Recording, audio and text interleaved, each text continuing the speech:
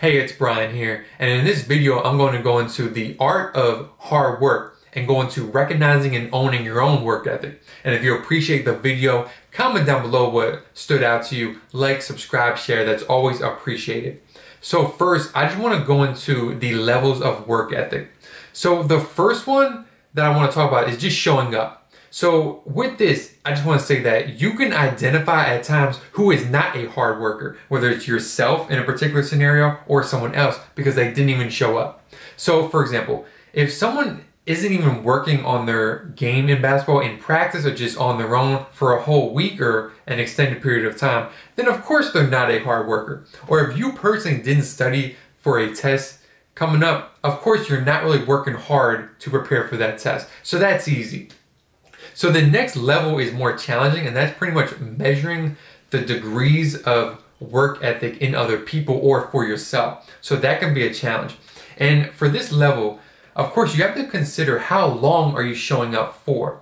And one little thought inquiry that I want to pose to you is, say someone goes to the library to study for 5 hours versus someone who goes there for 8 hours. Do you know who works harder? I would say no, because you don't even know how long they're actually studying at the library. You don't know how long each person checked their phone for, or how distracted they were, or how much they talked with a friend, right? So you need to determine all that, like how much did they actually focus on the material, how long did they actually sit down with the material. So even at this stage, right, if you know how long someone sat down and looked at the material, can you then measure their work ethic just from that? And I would say no. And if you think that you can, you don't really understand the intricacies of work ethic, in my opinion. So let's think about this stage real quick. So for me as an individual, I know there have been times in my life when I was looking at a notebook at the library or in my dorm room or something, and I could just not focus, and I just was not studying to the capabilities that I could. And I also know sometimes, like, I didn't go to the library as long as another day, but when I was there, I was on point. I was dialed in every single minute. So for those days, I could identify within myself, I worked harder maybe on those days when I was just at the library 3 or 4 hours compared to 5 or 6 in those two examples, right? So I understand that. And if you understand that and the intricacies in that example, then you understand you can't really measure work ethic just from time alone at the library or time in front of a material. So keep this in mind too. Even if your friend has a secret camera on you or someone else when you're studying, you still can't tell the work ethic of that person because you're not in their brain. And I'm gonna say a really deep definition of work ethic that I came up with. So in a studying context, I would say that work ethic is fighting off your brain drifting every minute when you're studying, and it's also tied to the length of time it takes to fight the drift when it manifests also. So tied to that first statement, I'm gonna go into a really deep example, so pay close attention. So say your thoughts while you're studying material for a test. Say your thoughts drift to some other distraction or something else every 5 minutes compared to every 1 minute for someone else. So by definition, you work harder than that other person who is more distracted if all the other variables are the same, including quality of studying. And remember, this is all in the brain. You can't tell this from looking at someone. And then the next level of this is, even if you know how long it takes before your mind gets distracted and drifts off to some other thought, both people's brains give into the drift for different time periods. So this is really deep now.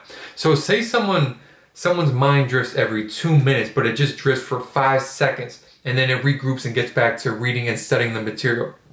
And then there's another person whose mind drifts every 15 minutes, but when it drifts, it takes a whole minute for that person to get back on track. So guess what? The person whose mind drifted every 2 minutes actually is focused for a longer period of time than the person whose mind drifted every 15 minutes because of the short amount of time it took to fight the drift when it manifested.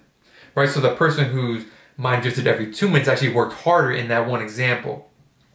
And look, the time it takes to stop the drift of your mind getting distracted when you're studying, I think is highly correlated to the toughness of a person. And look, all this is in the brain. You can't measure this. Also, health problems, someone's mindsets, how their parents influence them. All of this is correlated to work ethic too. So keep this in mind too, because someone may be studying less than someone else, and maybe focusing less than that person too. But perhaps they have health issues like fatigue, maybe they're not able to focus as well. So they're actually working harder than the person who's studying more because they have more to fight and overcome mentally. Right? So that's something to keep in mind. That's why you can't compare work ethics between people. You can't. And another thing that plays into work ethic is method and strategy of studying. So real quick, like when I was in school, I had so many different studying strategies, it was crazy. I would look over my notes sometimes once or twice. Sometimes I would do it page by page. Sometimes I would double read each line. Sometimes I would silently say a line and say it out loud. Sometimes I would visualize what I just read, close my eyes and kind of see it in my brain, and that kind of helped me study. Other times I would just look at everything really fast, but do that several times. Sometimes I would rewrite something as a strategy, and that helped me to understand material. Sometimes I would practice different things if it was math. So there's just so much different strategies, and I learned over time, like, given how much time I had to prepare, given what the test was and the material, given maybe how I was feeling, I altered the strategy.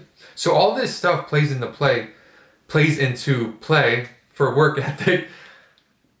And another key strategy in terms of work ethic is something that I mentioned in the Raising an A series that Miriam and I did. So here's a clip that I'm talking about.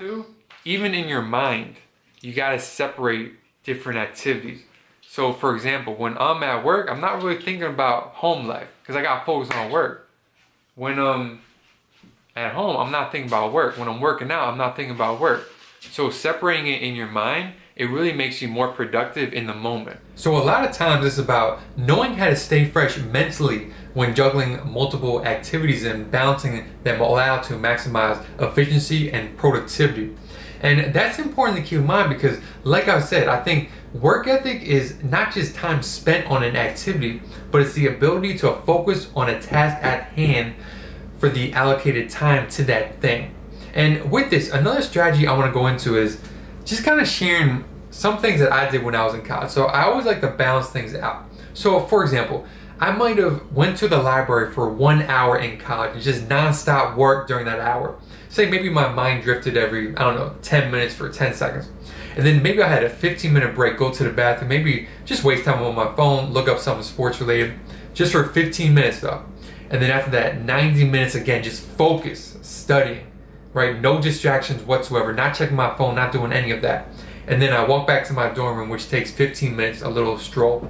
And then I grab food, eat for 30 minutes. And this break, I just, look up something about sports, maybe talk to a friend, just a total break. And then after this, 2 hours again, just focus, studying time, absolutely no waste of time. And then I go to the gym for 1 hour, work out hard there. And then I eat maybe 30 minutes again. And then I go hard 1 hour studying again. So the point of me just saying that is, note that the cumulative time of studying is just 5.5 hours in an 8-hour period. But I'm never half-assing studying when I'm doing it. And I guarantee you, in that example, I worked harder than 99% of people in college that went to the library for 8 hours that day. Because I was all in studying when I was doing it. And this is such a better method than just studying 5 hours straight. Because I would say it's pretty much impossible to actually study 5 hours straight and not be distracted at all. And to not let your mental health deteriorate also. So if you're going to do other activities like we all do, eating, working out, showering, right? Space it all out throughout the day. So it's like you can separate the activities and you can maximize your efficiency during each activity. And I would say the reason a lot of times people say they quote unquote don't have time is because they're not fully involved in activities when they're doing it and they waste precious moments throughout the day. So I want to go over a couple examples with this too. So parenting, right? I think a lot of parents, they don't have time, but you really got to think through, like, are you actually maximizing your time during everything during the day? So when you're with your children, right, are you actually interacting with them? Are you really prioritizing their self-development, spending time with them, right? Because again, work ethic is not just showing up, it's showing out, even as a parent. And it's like, how many minutes do you prioritize being on your phone over your kids when you're with them? Are you productive when they're napping so you don't have to multitask when they're awake? Which appears like you're working hard, but really it's just being lazy because you didn't, do what you had to do when they were taking a nap. So all that stuff is kind of the details of work ethic, even from a parenting perspective. And of course, I went into that very briefly. And in terms of working out, right, a professional athlete in terms of work ethic, they need to be conscious of seconds at the gym, that extra rep that maybe they didn't take, that they gave into, right? That's showing a lack of work ethic in that one example. They need to push their muscle soreness, right? In practice, they can't have that mental lapse on the court. Maybe they need to concentrate for 2 or 3 seconds longer on their opponent's movements on the field so that they can read a play better. Maybe hard work looks like staying focused in a film session and not letting your mind drift off to something else every 2 minutes. Right, so all that stuff that I mentioned, that's all going into specific details of work ethic. And it's really important to acknowledge that, because that plays into a major point from this video, which is that it's a fool's game to evaluate other people's work ethic, because you can't do it. There's too much involved in it. And I see a lot of this illogical comparisons from a sports angle too. People might be trying to compare work ethics of athletes, Kobe Bryant, LeBron James, Dirk Nowitzki, KG, Durant. But that's a fool's game, because you truly don't know. That's why I don't get into the semantics game of comparing my work ethic against other people or comparing people's work ethics out there. You know, for me individually, like I have a general idea if I worked hard on something or if I was lazy or maybe not fully concentrating, right? But only I know. So a quick example, say I prep for this video for 75 minutes, not including jotted notes before prepping. So you can't tell anything from that. If that was 75 minutes just fully concentrated, that's actually a lot of time to focus on a YouTube video. But if I was like half distracted and I was thinking about my relationship or my child age or checking my phone about a sports game, then that might be 30 minutes of time in 75 minutes. So you don't know, only you know, and that's why you have to own your work ethic. And an inception point of the point I just made in the video as a whole is that I technically don't even know my work ethic, and you don't either, because the time it takes to record the energies of your work ethic mentally is time wasted in and of itself. So when I thought about that idea, my mind was just blown from there, honestly, because that's really, really deep, honestly. In a way, I think only God knows your work ethic, right? And he's not going to believe any lie you tell him on Judgment Day, too, about your efforts, because he knows, right? He knows your mental concentration every second for the last 20 years. You might forget, but he remembers. And a deeper point from this video, too, is what does effort even mean? Like, why is effort so important? What's the purpose? And to quickly go into it, I'll just say you need to do a visualization exercise. Imagine a world of everyone is a hard worker versus everyone is lazy and doesn't get anything done. How will that society of lazy people survive? They won't. So you recognize that in order to get food, in order to have a house, in order to impact people, in order to live, in order to have everything that we have today, we need hard workers to make the world go round. So that's why it's so important. That's why you have to do your part, honestly. Anyway, let me get off my tangent. But the point is, you need to own your work ethic because no one else can. You need to own your efforts. And you got to understand, there are no prizes in this game. The lights are not on. There's no lights inside your brain when you're working hard. No one will ever know the speed of the redirection inside your brain when your thoughts drift away from the material that you are studying.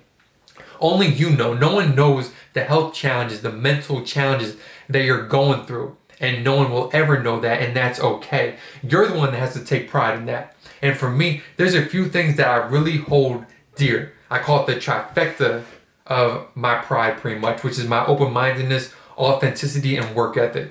You know, I really take pride in those things. And if I care about you, honestly, and you degrade one of those 3 things, I'm going to be hurt, because I really take pride in those things and maximizing those 3 to the highest of my ability no matter what. And I really want to encourage you to own your work ethic too. And I want to end on this too. I think hard work nowadays is just discounted out there. People say things like, don't just work hard, work smart, or know what to work hard at. Or self-care is emphasized a lot nowadays, and that can be misconstrued as just being lazy and resting when you should be working hard, right? Positive self-talk is big a lot of the times, and sometimes it lacks actual substance and action. So look, there's some truth to some of that. Some of that stuff is valid, but at the end of the day, hard work is still a requirement for success in a meaningful life, and you gotta grind to become your best self. So I really encourage you through this video to understand the art of work ethic and to own your mental battle and get after it. Own your work ethic. share the video and share the message.